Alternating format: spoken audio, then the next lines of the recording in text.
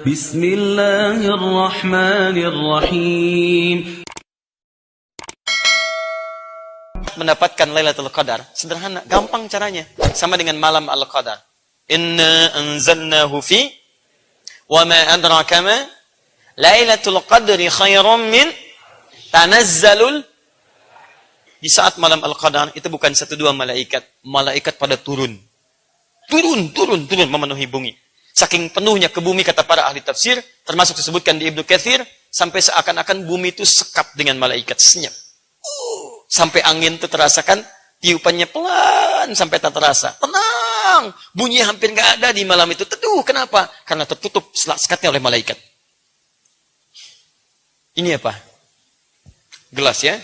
Kalau gelas ini saya isi kelereng 3 misalnya, terus saya goyang-goyang, kedengaran bunyinya? Kedengaran, sama kayak daun bergoyang, macam-macam, angin hirup pikuk. Tapi kalau saya isi dengan kelereng sepenuh gelas ini, saya goyang-goyang, kedengaran bunyinya? Tidak. Seperti itulah banyak turun malaikat, menutup semua celah-celah di bumi. Karena itu keadaan malam itu tenang, damai, hati kita tentram, karena keadaannya luar biasa. Kalau tidak percaya, nanti saat malam Ramadan, Anda jangan tinggalkan malamnya. Cara cepat mendapatkan Lailatul Qadar, sederhana, gampang caranya. Malam, maksimalkan untuk ibadah. Anda tidur sejenak, malamnya bangun, walaupun 1 jam, 2 jam. Setiap malam Ramadan jangan tinggalkan. Kalau setiap malam Ramadan Anda ibadah, demi Allah saya katakan, Anda berpotensi mendapatkan Lailatul Qadar. Karena Anda tidak pernah meninggalkan malamnya. Jelas ya? Gampang, jangan tanyakan lagi. Ustaz, bagaimana cara cepat mendapatkan Lailatul Qadar? Malam ibadah. Setiap malam Ramadan. Walaupun 1 jam, 2 jam. Ambil jeda malam, ibadah di situ. Setelah itu, istirahat lagi. Insya Allah, Anda akan dapatkan bagiannya. Jelas ya? Nah, sekarang lihat sini. 1, para malaikat turun menyertainya. Masya Allah. Apa yang kemudian terjadi ketika malaikat diturunkan oleh Allah khusus untuk menjaganya? Orang-orang yang dekat dengan Allah, meneguhkan dirinya.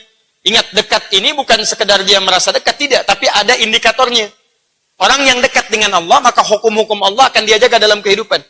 Karena dia dekat, dia malu sama Allah. Ya maaf, Anda dekat dengan teman Anda. Bukankah di hadapan teman Anda akan bersikap baik? Kelihatan teman Anda akan baik. Kedengaran teman Anda tidak akan membicarakan yang buruk di hadapannya.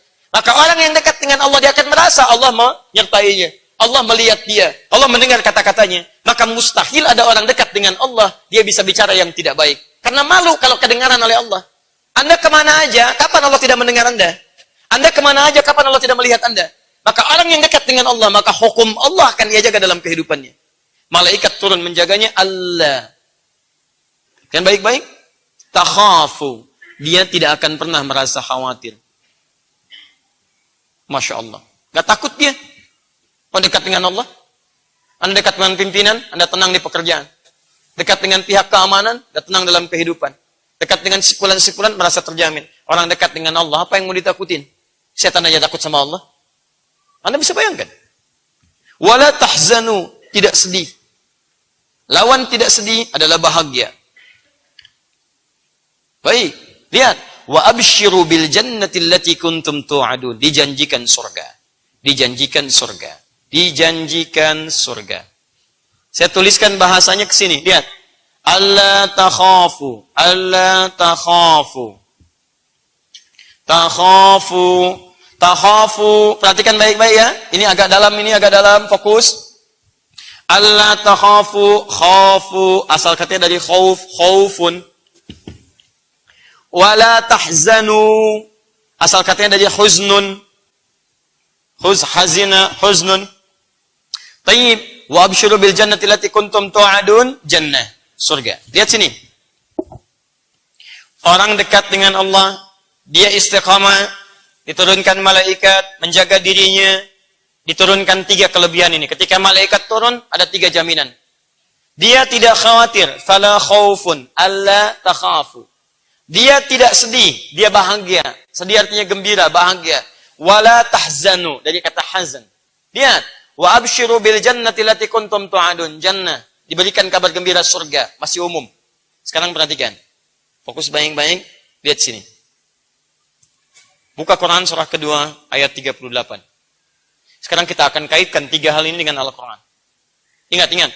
Sekarang simpan dulu sebentar, simpan. Lihat saya dulu sini. Lihat saya. Ini belum ada hubungan dengan Al-Quran. Ini masih hukum umum. Jelas ya? Orang dekat dengan Allah saja melalui perangkat yang umum diberikan 3 hal ini. Sekarang kita akan sandingkan dengan Al-Quran. Perhatikan baik-baik, saya agak sedikit memudahkan. Buka Quran surah kedua ayat 38.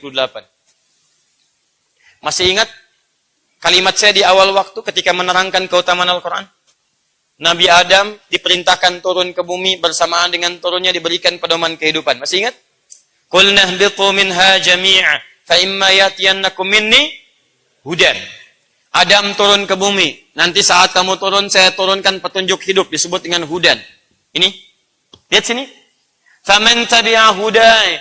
Siapa yang mau mengikuti petunjuk hidup yang aku turunkan. Saat dia di bumi, lihat ujungnya. Fala khaufun alaihim wala hum. Lihat. Fala khaufun. Fala khaufun. Fala khauf. Asal kata alla takhafu dari kata khauf. Fala khaufun.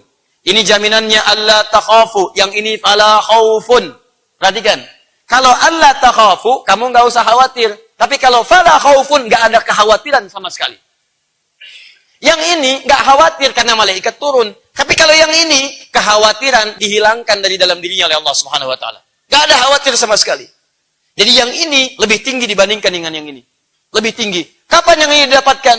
Ketika dia dekat dengan Allah lewat hudan. Faman tabi'a hudai.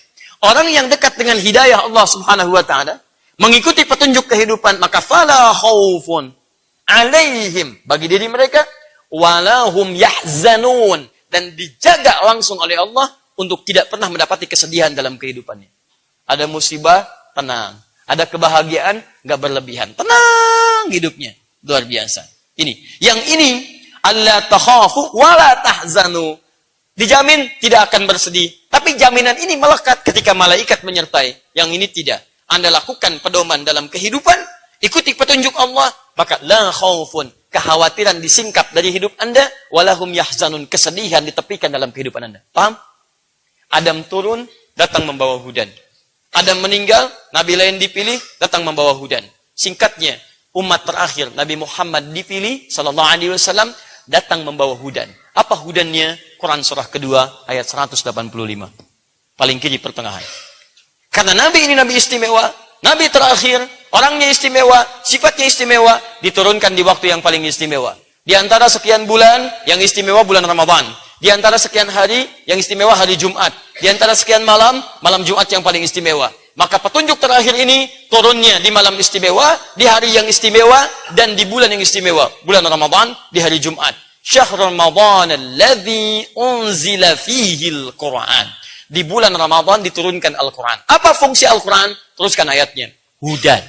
Hudan linnas. Hudan linnas. Hudan linnas. Hudan. Maka korelasi ayat ini dengan bacaan kita, kalau Anda mau menghafal Quran, mengikuti pedoman di Quran, bukan sekedar hafal biasa, ingat tadi pembahasan kita dimulai. Anda hafal Quran dengan niat menjadikan Quran sebagai pedoman kehidupan.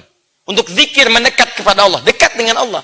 Orang dekat biasa saja, dia berpeluang mendapatkan ini dekat biasa. Apalagi ketika dia mendekat lewat hudan dari Allah Subhanahu Wa Taala. Di niat menghafal Qurannya untuk dekat dengan Allah Subhanahu Wa Taala. Niat menghafal Qurannya untuk menjadikan Quran sebagai pedoman dalam kehidupan. Maka ketika itu datang dan hadir dalam diri Anda, jaminan langsung turun.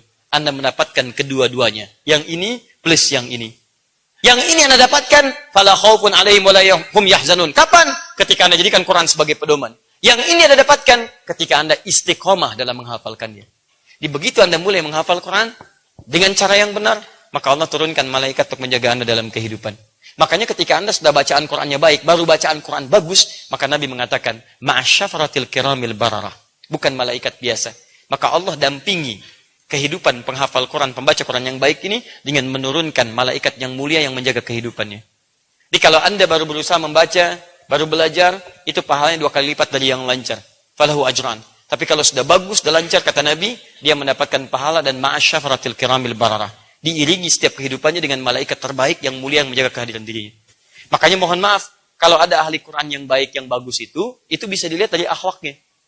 Kalau ahli Quran mencela, itu bukan penghafal Quran yang baik. Walaupun dia paham hukumnya, tidak. Ahli Quran itu akan kelihatan kata-katanya sopan, tutur katanya, perilakunya, macam-macamnya. Itu ahli Quran yang benar. Itu akan luar biasa dalam kehidupan. Makanya saya katakan pada Anda sekeluarga jadi ahli Quran, mulia hidup Anda. Sudah. Malaikat aja turun. Malaikatnya turun jaga Anda. Saking mulianya Anda dijaga oleh Allah supaya tidak berbuat yang tidak mulia. Makanya aneh kalau ada ahli Quran, perilakunya tidak mulia. Aneh. Aneh. Hati-hati ya. Nanti setelah ini saya umumkan ada beberapa yang lain. Saya juga agak terkejut ketika kami diskusi. Nanti kita akan teruskan programnya. Pada dulu kita dengan sahabat kami, Mas Ihsan. Di sini kita dialog. Ya, untuk mengetahui karakteristik kehidupan. Ternyata pasca kajian itu ada yang datang berkonsultasi, ada yang telepon dan macam-macam. Dan yang paling mengejutkan adalah tidak sedikit orang-orang yang hadir dalam mengikuti ta'lim di beberapa tempat, ternyata ada virus-virus yang melekat dalam kehidupannya. Maka saya kira ini saatnya kita berubah. Nah, tadi lebih baik. Mudah-mudahan dengan perubahan ini, kehidupan kita akan lebih mulia di hadapan Allah Subhanahu